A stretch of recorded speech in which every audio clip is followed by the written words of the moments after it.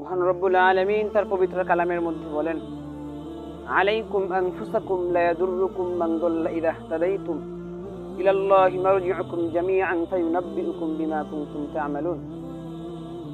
তোমাদের জিম্মাদারি হচ্ছে তোমাদের উপরে, তোমাদের নিজ জিম্মাদারি তোমাদের নিজের উপরে। লা ইয়াদুররুকুম মান দাল্লা ইযা ইহতাদাইতুম, তোমরা যদি সৎ পথে থাকো, তোমরা যদি হেদায়েতের পথে থাকো, তাহলে যারা বিভ্রান্ত হয়েছে, যারা হেদায়েত থেকে বিচ্যুতি হয়েছে, তারা তোমাদের কোনো ক্ষতি করতে পারবে না। এই আয়াত থেকে বোঝা যায় যে প্রতিটা মানুষের সর্বাগ্রে আগে হচ্ছে নিজেকে শুধরানো, নিজেকে ঠিক করা।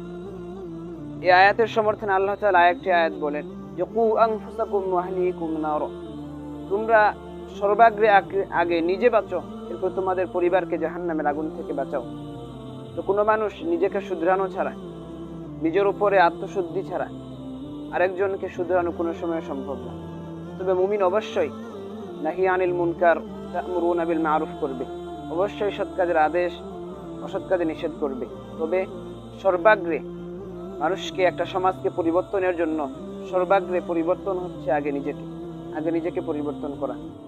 না হলে আপনার এই দাওয়া, আপনার এই দাওয়াত ততটা কাজে আসবে না যতটা আপনি নিজেকে পরিবর্তন করলে কাজে আসবে।